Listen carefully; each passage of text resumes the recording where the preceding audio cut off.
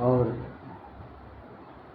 मैं उन भटके हुए चेलों को कह दूँ कि खुदा ने तो आप सल्लल्लाहु अलैहि वसल्लम की उम्मत में मुझे पैदा किया, आका की उम्मती बना के पैदा किया है, और तुम मेरे नाम से पूजा करते हो कि यीशु जो है परमेश्वर का पुत्र है।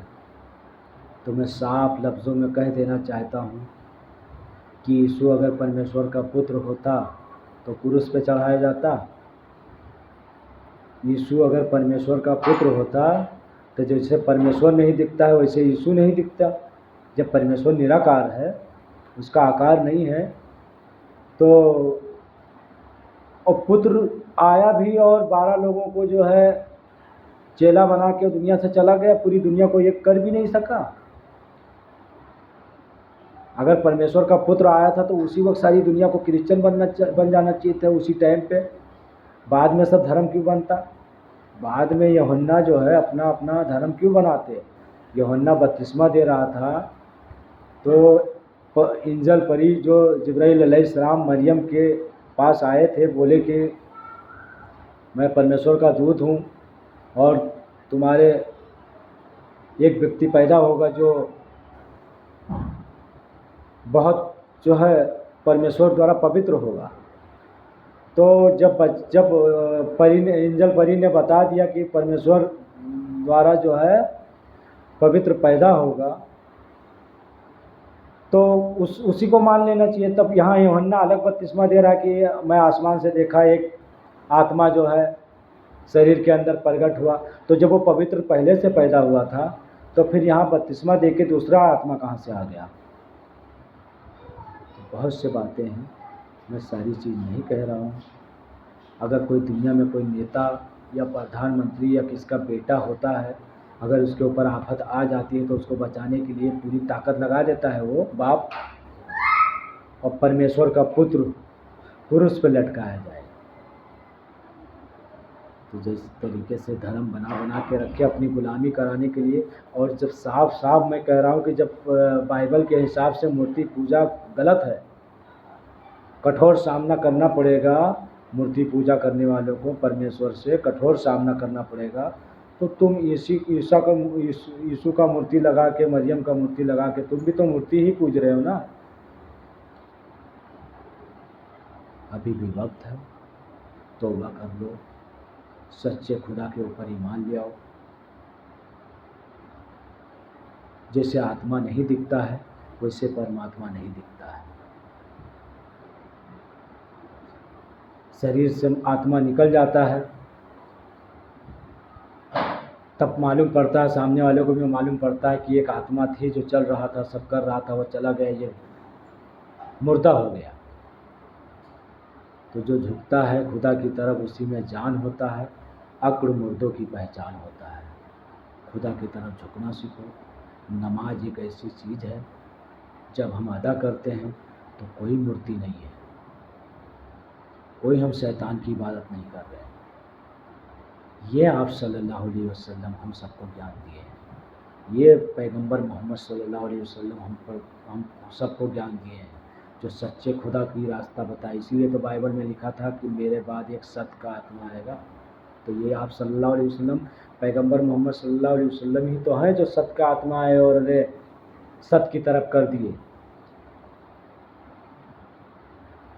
तो एक इस्लाम ही जो है सच्चा मजहब है, जिसको खुदा कहता है आला दीन इस्लाम, यानी इस्लाम को ही वो मानता है, बाकी कोई धर्म को मानता नहीं है। जो जीते जान खुदा की पहचान नहीं कर पाया वो दुनिया में भी अंधा और मरने के बाद भी अंधा। जो दुनिया में जीते जान पहचान नहीं कर पाया वो दुनिया में भी अंधा और मरने के बाद भी अंधा। तो तौबा कर लो, तौबा का दरवाज़ा खुला है। ईमान ले आओ अल्लाह पर, अल्लाह के रसूल पर, आसमानी किताबों पर। जैसे ईमान में दाखिल किया जाता है उस तरीके से कलमा पढ़ के ईमान ले आओ। जब कलमा पढ़ोगे, खुद को करोगे पाक, तभी मिलेगा अल्लाह पाक, और जब अल्लाह पाक मिलेगा तभी कटेगा सारा पाप। जब तक अल्लाह नहीं मिलेगा पाप नहीं कर सकता, क्योंकि दुनिया में तो सब ने कोई इनको पूजा कोई उनको पूजा, एक अल्लाह ही है जो पवित्र है, जो अल्लाह पवित्र नाम है। बाकी सारी चीज़ों में तो मिला जुला के इंसानों को सब मिला जुला के पूजे हैं। हक परस्ती पे ईमान ले आओ, अल्लाह सब देख रहा है। मत लड़ो।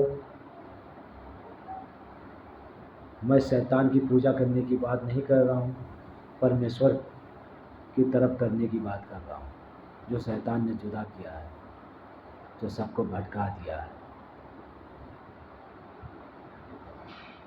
बहुत से बातें हैं। कहते हो कि यीशु जो है सबका पाप उठा ले गया। अरे परमेश्वर साफ साफ कहता है कि जो जैसा कर्म करेगा वैसा उसके कर्म के आधार पर उसको जो है नफ़ा नुकसान मिलेगा।